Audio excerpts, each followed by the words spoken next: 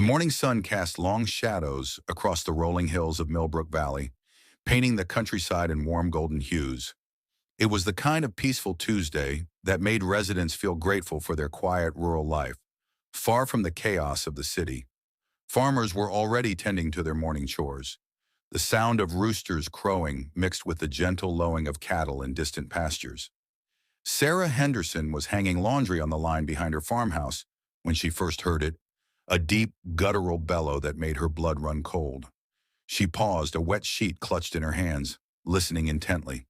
The sound came again, more desperate this time, filled with pain and terror that seemed to echo across the entire valley. "That's not normal," she whispered to herself, dropping the sheet back into the basket. The cry was coming from the direction of the old Mackenzie property, where the massive Angus bull named Bronco had been grazing peacefully just yesterday. Sarah had seen the magnificent creature many times during her evening walks, a gentle giant despite his imposing size, with glossy black fur and intelligent dark eyes that seemed almost human. Within minutes, the peaceful morning was shattered by the sound of engines starting and doors slamming as neighbors emerged from their homes. The Henderson family quickly piled into their pickup truck, joining a convoy of vehicles racing toward the source of the distress calls. As they crested the hill overlooking the Mackenzie pasture, Sarah gasped and covered her mouth in horror. There, trapped against the far fence line, was Bronco. The massive bull had somehow become entangled in the barbed wire fencing, his powerful body thrashing frantically as he tried to free himself. Each movement only made his situation worse, the sharp barbs digging deeper into his hide, drawing streams of blood that stained his black coat crimson.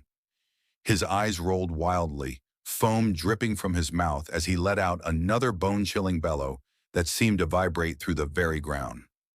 Old Pete Mackenzie stood helplessly at the fence, his weathered face pale with anguish as he watched his prize bull suffer. "He must have been spooked by something in the night," he called out to the gathering crowd. "Tried to jump the fence and got caught up in the wire. I've called the vet, but he's 40 minutes away, and I don't think Bronco can last that long." The scene was heartbreaking. Bronco, who normally weighed close to 2,000 pounds and stood over 6 feet tall, looked vulnerable and terrified. His massive frame shuddered with each labored breath, and the barbed wire had wrapped around his neck and front legs like a cruel spider's web. Every attempt to move forward only tightened the wire's grip, and stepping backward was impossible due to the angle of his entrapment. "We have to do something," Sarah's husband Mike said, rolling up his sleeves. "We can't just stand here and watch him die." Several other men nodded in agreement, but as they approached the fence, Bronco's panic intensified. The bull's survival instincts kicked in, and he saw the approaching humans as potential threats rather than rescuers. His desperate struggles became more violent, causing the barbed wire to cut even deeper. Dr. Martinez, the local veterinarian who had arrived from treating another emergency, shook his head grimly as he assessed the situation. "The wire is too tight around his neck. If we try to cut it while he's thrashing like this, we could sever an artery. But if we don't act soon, he's going to strangle himself or bleed out." The crowd fell silent, the weight of the impossible situation settling over them like a heavy blanket. Young Tommy Rodriguez, who had been recording the scene on his phone, lowered the device and asked quietly, "Isn't there anything we can do? There has to be something."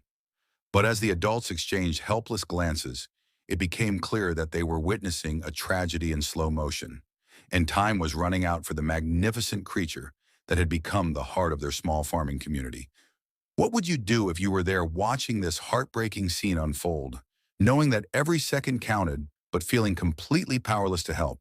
As the adults stood frozen in their helplessness, watching Bronco's condition deteriorate with each passing minute, no one noticed the small figure that had quietly slipped away from the crowd. Little Emma Rodriguez, Tommy's 18-month-old sister, had been sitting in her stroller near the back of the group, her wide blue eyes taking in the scene with the fearless curiosity that only toddlers possess. While her mother Maria had turned to comfort another distressed neighbor, Emma had somehow managed to unbuckle herself from the stroller and was now crawling with determined purpose toward the fence. Her tiny hands gripped the grass as she pulled herself forward, completely unaware of the danger she was approaching. She wore a bright yellow sundress that her grandmother had made for her, with tiny sunflowers embroidered along the hem, a splash of innocent color against the dark drama unfolding around Bronco. Dr. Martinez was explaining to Pete Mackenzie that they would need heavy-duty wire cutters and at least 3 men to hold Bronco steady when Maria Rodriguez let out a piercing scream. "Emma! Oh my God, Emma!" The crowd turned in unison to see the toddler just 10 feet away from the fence, moving steadily toward the trapped bull, who was still thrashing wildly. "Someone grab her!" Mike Henderson shouted, but the closest adult was still 20 feet away. Bronco, hearing the new commotion, turned his massive head toward the approaching child, his eyes wild with pain and fear. For a moment, everyone expected the worst, a protective mother's nightmare playing out in real time. But then something extraordinary happened. As Emma came within arm's reach of the fence, she stopped crawling and sat up, her small hands gripping the bottom wire of the fence. She looked directly at Bronco, tilted her head to one side, and made a soft, cooing sound that somehow carried across the pasture despite all the chaos. The effect was immediate and startling. Bronco, who had been thrashing violently just seconds before, suddenly went completely still. His rolling eyes focused on the tiny human sitting peacefully in front of him, and his labored breathing began to slow.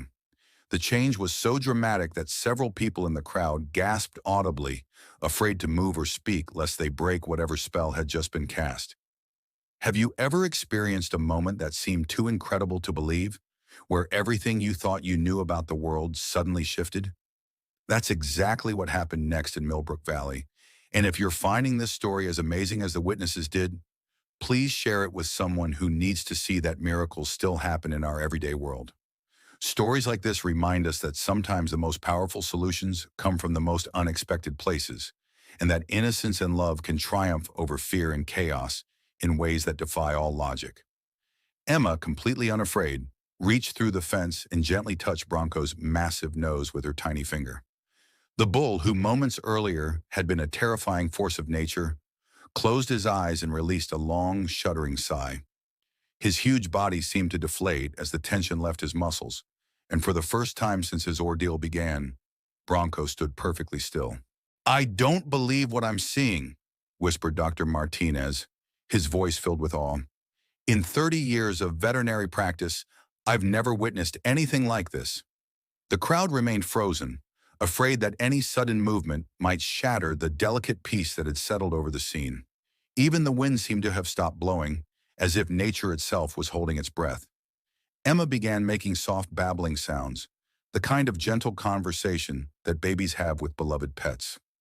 Bronco responded with quiet snorts and small movements of his head, as if he was actually listening and understanding.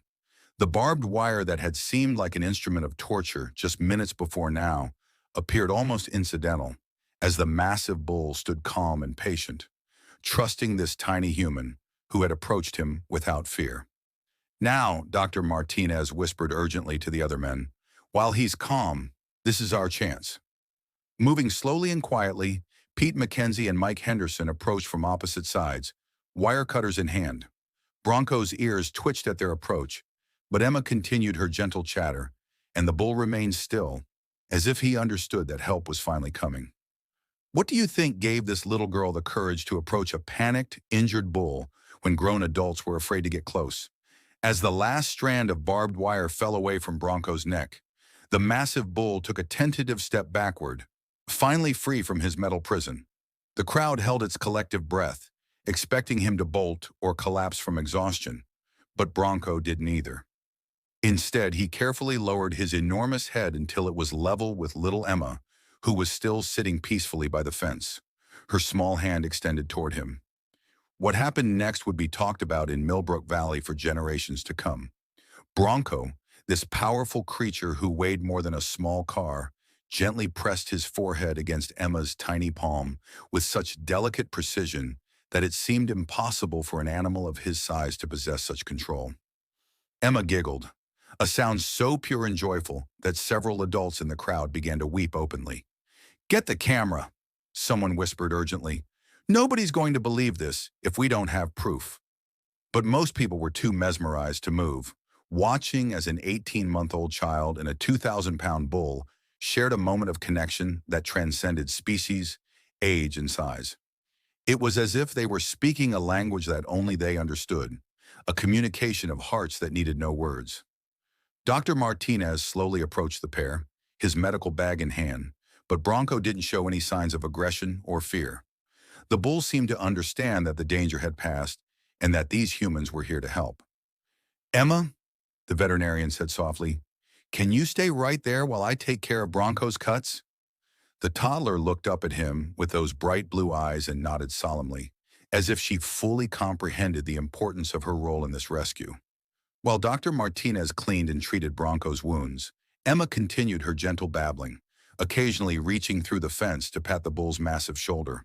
Bronco stood perfectly still throughout the entire medical treatment, occasionally glancing down at his tiny friend as if drawing strength from her presence.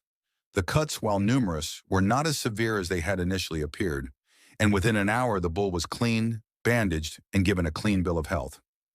"He's going to be fine, doctor," Martinez announced to the relieved crowd. "A few scars, but nothing that won't heal completely." The cheer that went up from the gathered neighbors was spontaneous and heartfelt, but the real celebration was the quiet moment when Bronco gently nuzzled Emma's cheek, causing her to erupt in delighted laughter that seemed to heal something in everyone who heard it. Pete Mackenzie, who had been fighting back tears throughout the entire ordeal, knelt down beside Emma and spoke in a voice thick with emotion. "Little angel, I don't know how to thank you. You saved Bronco's life today." Emma, with the simple directness of a toddler, pointed at Bronco and said her first clear word of the day, "Friend." The crowd began to disperse as the immediate crisis had passed, but many lingered, reluctant to leave the scene of what felt like a miracle. Sarah Henderson approached Maria Rodriguez with tears still streaming down her face. "I've lived in this valley for 40 years, she said, "and I've never seen anything like what your daughter did today. She has a gift." Maria, who had been terrified when she first saw Emma approaching the dangerous situation, now looked at her daughter with a mixture of pride and wonder. "She's always been drawn to animals," she explained to the small group that remained. "But this was something different. It was like she knew exactly what to do." As the afternoon sun began to sink lower in the sky, casting long shadows across the pasture, Bronco had moved closer to the fence, grazing peacefully near where Emma sat playing with wildflowers. Every few minutes, the bull would lift his head and look toward the little girl, as if checking to make sure she was still there. It was clear that something profound had changed between them, a bond that went beyond a simple rescue. Tommy Rodriguez, who had captured much of the incident on his phone, was already planning how to share the story. "This needs to go viral," he told his mother. "People need to see that there's still good in the world, that miracles still happen." But even as he spoke about sharing the video, Tommy knew that no camera could truly capture the magic of what had transpired, the moment when innocence and compassion had conquered fear and desperation. "Do you believe that some people are born with a special connection to animals? Or do you think Emma's actions were simply the result of a child's fearless nature?" 3 months had passed since the day that would forever be known in Millbrook Valley as the miracle at Mackenzie's farm. The story had indeed spread far beyond their small community, with Tommy's video garnering millions of views and news crews from 3 states coming to interview the Rodriguez family. But for the residents of Millbrook Valley, the real miracle wasn't the fame or attention. It was the way that one toddler's act of pure compassion had transformed their entire community. Pete Mackenzie had made some significant changes to his farm in the wake of Bronco's accident. He'd replaced all the old barbed wire fencing with safer alternatives, and had even created a special visiting area where people could safely interact with Bronco under supervision. The big bull, who bore only faint scars from his ordeal, had become something of a local celebrity himself, but he remained most responsive to his smallest friend. Every Tuesday and Friday, Maria Rodriguez would bring Emma to visit Bronco, and their reunion was always the same. Pure joy on both sides. Emma, now walking confidently and speaking in short sentences, would run to the fence calling, "Bronco! Bronco!" and the massive bull would lumber over, with what could only be described as a smile on his face. Pete had never seen anything like it in 50 years of raising cattle. "She's given him a purpose," Pete explained to the steady stream of visitors who came to witness the famous friendship. Before the accident, Bronco was just a bull. Now he's an ambassador for something bigger. Proof that love doesn't recognize size or species. The visitors always left with tears in their eyes and stories they would tell for the rest of their lives.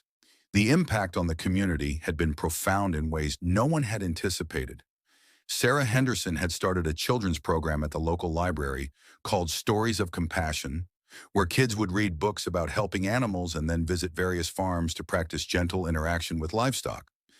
Mike Henderson had begun offering free fence safety inspections to all the local farmers, ensuring that Bronco's accident would never happen to another animal in their valley. Dr. Martinez found himself busier than ever, not with emergencies, but with people who wanted to learn more about animal behavior and welfare. He started offering monthly seminars at the community center, teaching residents how to read animal body language and respond appropriately in various situations. Emma showed us something that day, he would tell his audiences. She showed us that sometimes the best response to fear and panic is calm, gentle presence. The Rodriguez family had been overwhelmed by the attention at first, but they had used their newfound platform wisely. Maria had started a blog called Through Emma's Eyes, sharing stories about the simple wisdom that children often display and encouraging parents to trust their children's instincts about kindness and compassion. The blog had attracted readers from around the world, all drawn to the message that innocence and love could triumph over fear and violence. Emma herself, now nearly 2 years old, remained blissfully unaware of her fame. To her, Bronco was simply her big friend who liked to have his nose patted and who always listened carefully when she told him about her day. She had begun to show the same fearless compassion toward other animals, and her parents often found her in their backyard, having serious conversations with their chickens or attempting to comfort injured birds. On the 6-month anniversary of the rescue, the community held a celebration at Mackenzie's farm. Families from 3 counties came to honor the unlikely friendship between Emma and Bronco, but also to celebrate something larger. The way one child's act of love had reminded an entire community about the power of compassion over fear. As the sun set on that perfect autumn evening, Emma sat on her father's shoulders, waving goodbye to Bronco as the families began to head home.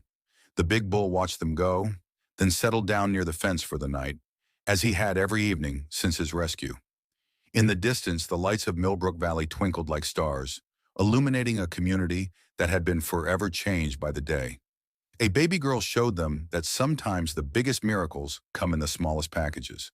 The story of Emma and Bronco had traveled around the world, but its most important impact had been right there in Millbrook Valley, where neighbors had learned to approach life's challenges with a little more courage, a lot more compassion, and the understanding that sometimes the most profound solutions come from the purest hearts. Years later, as Emma grew up and Bronco aged gracefully in his pasture, visitors would still come to hear the story and witness the friendship that had started it all. And Pete Mackenzie would always end his tours the same way. That little girl taught us that fear and panic can be conquered by love and gentleness. It's a lesson we all needed to learn, and one we'll never forget. What lesson from Emma and Bronco's story do you think the world needs to hear most right now? And how might you apply their example of fearless compassion in your own life? Brook Valley twinkled like stars, illuminating a community that had been forever changed by the day. A baby girl showed them that sometimes the biggest miracles come in the smallest packages. The story of Emma and Thunder had traveled around the world, but its most important impact had been right there in Millbrook Valley, where neighbors had learned to approach life's challenges with a little more courage, a lot more compassion, and the understanding that sometimes the most profound solutions come from the purest hearts. Years later, as Emma grew up and Thunder aged gracefully in his pasture, visitors would still come to hear the story and witness the friendship that had started it all. And Pete Mackenzie would always end his tours the same way. That little girl taught us that fear and panic can be conquered by love and gentleness. It's a lesson we all needed to learn, and one we'll never forget. What lesson from Emma and Thunder's story do you think the world needs to hear most right now? And how might you apply their example of fearless compassion in your own life?